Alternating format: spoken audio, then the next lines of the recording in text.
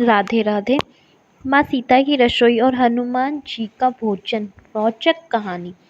नमस्कार दोस्तों, हिंदी चर्चा में आपका स्वागत है। आज की अध्यात्म चर्चा में हम आपको बताएंगे माँ सीता की रसोई और हनुमान जी का भोजन। जय सिया राम। यह घटना उस समय की है जब श्री राम और देवी सीता वनवास की अवधि पूरी करके अयोध्या लौट चुके हैं। अन्य सब लोग तो श्री राम के राज्याभिषेक के उपरांत अपने अपने राज्यों को लौट गए, किंतु हनुमान जी ने श्री राम के चरणों में रहने को ही जीवन का लक्ष्य माना। एक दिन देवी सीता के मन में आया कि हनुमान ने लंका में आकर मुझे खोज निकाला और फिर युद्ध में भी श्री राम को अनुपम सहायता की।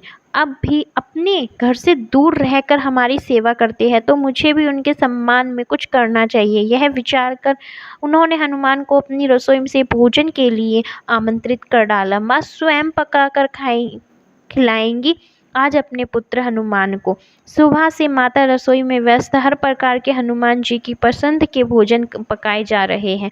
एक थाल में मोतीचूर के लड्डू सजे हैं, तो दूसरी में जलेबी या पूड़ी, कचौरी और बूंदी भी पकाए जा रहे हैं। आज किसी को भोजन की आज्ञा नहीं जब तक कि हनुमान ना खा ले।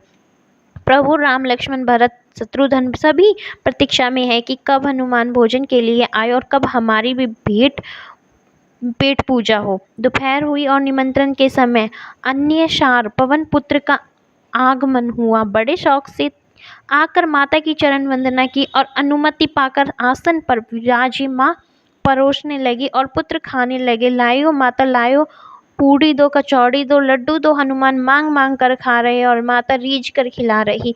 थाल के थाल सफाचट हो रहे थे और हनुमान की तृप्ति नहीं हुई। माता ने जितना पकाया था वह सब समाप्त, किंतु अभी पेट कहाँ भरा लल्ला का।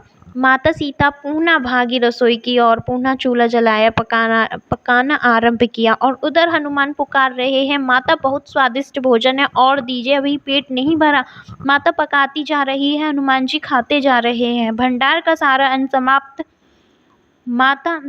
माता पर धर्म संकट आन पड़ा है, क्या करे।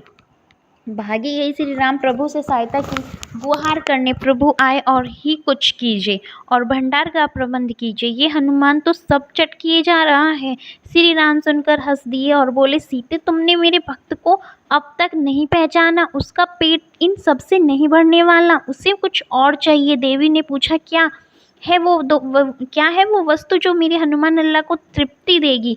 राम जी बोले, चलो मेरे संग। मंदिर में ले आए और वहाँ तुलसी माँ विराजित हैं और एक पत्ता हाथ में ले लिया। आँख बंद करके उससे अपने स्नेह, अपनी आशीष, अपनी कृपा का समावेश किया और देवी को पकड़ा दिया।